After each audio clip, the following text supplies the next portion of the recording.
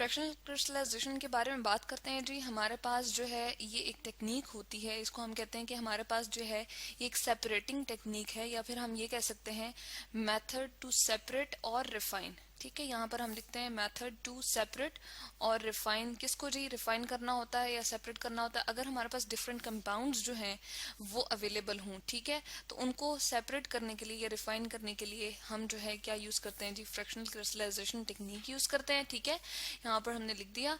और किसकी बेसिस पे करते हैं, आखिर क्या वजह है? हम ये करते हैं कि उनको सॉलिबिलिटी के बेसिस पे, ठीक है, सॉलिबिलिटी के बेसिस पे हम उनको सेपरेट कर लेते हैं। किस तरह से जी? कुछ ऐसा होता है कि हमारे पास डिफरेंट टेम्परेचर पे डिफरेंट कंपाउंड्स जो हैं वो एक मुख्तलिफ स्पेसिफिक किस्म के सॉल्वेंट में जो है वो डिसॉल्व हो सकते हैं। ठीक है, यहाँ हम देख रहे हैं जैसे कि हमारे पास सोडियम नाइट्रेट है, कैल्शियम क्लोराइड है, इसी तरह से हम देख रहे हैं पोटेशियम नाइट्रेट है।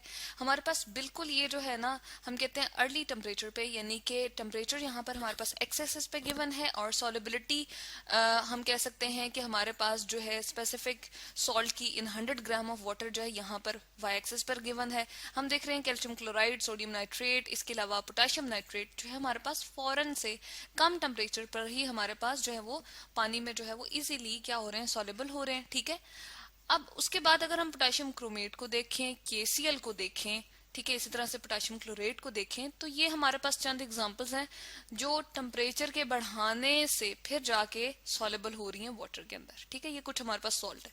तो अगर हमारे पास लेट सपोज दो सॉल्ट जो हैं वो क्या हुए, मिक्स हुए हुए हों, जैसे हमारे पास सोडियम नाइट्रेट है, ठीक है, उसके अंदर, या फिर हम ये भी ले सकते हैं सोडियम नाइट्रेट के अलावा हम ये ले सकते हैं कैल्शियम क्लोराइड हमारे पास मिक्स हुआ हुआ हो जी, किसके साथ? KClO3 के साथ, यूं हम ले सकते हैं।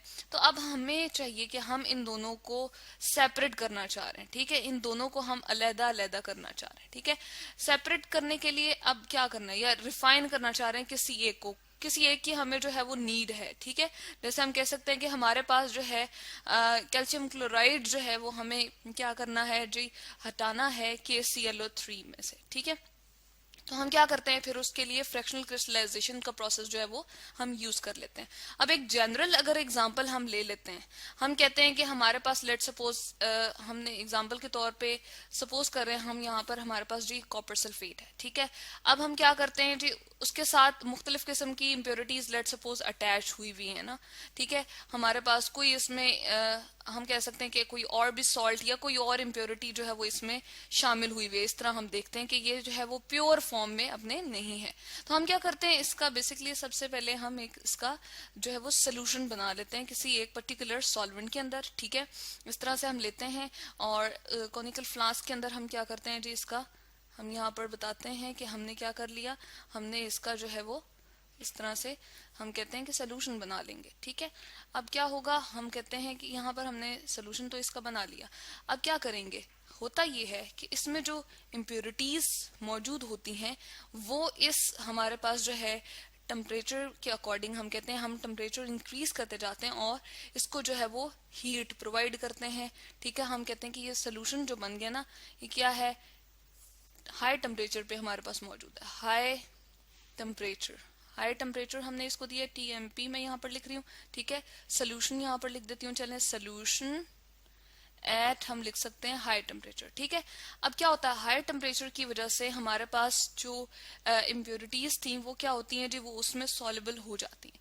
लेकिन ये सपोज के तौर पे हम लेते हैं कि हमारे पास जो पर्टिकुलर हमने जो सेपरेट करना होता है ना कंपाउंड, वो उसमें यानी कि सॉल्वेंट में जो है वो डिसॉल्व नहीं होता, यानी कि वो लेस सॉल्युबल होता है।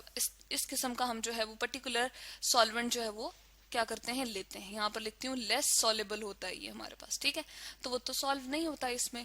अब जैसे ही हम इसको कूल डाउन करते हैं कुछ देर बाद, ठीक है, कूल डाउन करके यहाँ पर मैं लिखती हूँ कूल डाउन। ठीक है, इसको टेम्परेचर को हम कम करेंगे और ठंडा कर लेंगे, और फिर इस सोल्यूशन को हम क्या करेंगे जी? हम इसको जो है एक हम फनल लेंगे और उसके ऊपर फिल्टर पेपर लगा के इसको जो है वो हम इस तरह से इस असेंबली के अकॉर्डिंग इसको क्या कर लेते हैं जी? इससे प्योरीफाई करके इम्प्योरिटीज हमारे पास प्रोसेस क्या आता है? यहाँ पर इम्प्योरिटीज हमारे पास जो है सोल्यूशन के साथ नीचे चली जाती हैं। यहाँ पर हम दिखा सकते हैं कि एज इट इज हमारे पास जो है, हम कहते हैं कि हमारे पास सोल्यूशन जो था वो क्योंकि सॉल्व कर चुका था किसको जी? इम्प्योरिटीज को अपने अंदर। ठीक है, और ठंडे टेम्परेचर करने की वजह से जो हमारे पास था सॉलिड जो हमने सेपरेट करना था वो एज इट इज रहा, जबकि हमारे पास इम्प्योरिटीज जो थी वो उस सोल्यूशन के अंदर जो है वो क्या थी जी, डिजोल्व हो चुकी थी। ठीक है, जब हमने इसको कूल डाउन किया था तो हमारे पास क्या था जी, हमने कहा इम्प्योरिटीज तो हमारे पास जो है वो एज इट इज इसी सोल्यूशन में रहेंगी, लेकिन जो हमारे पास लेस सॉलेबल हमारा सोल्यूट था जिसको हमने सेपरेट करवाना था वो जल्दी से क्या होगा, क्रिस्टलाइज आउट हो जाएगा। और वो किस तरह से हमें नजर आएगा जी, इस फिल्टर पेपर के ऊपर जो कि वॉटमैन फिल्टर पेपर हम यूज कर रहे हैं वो इस तरह से हमें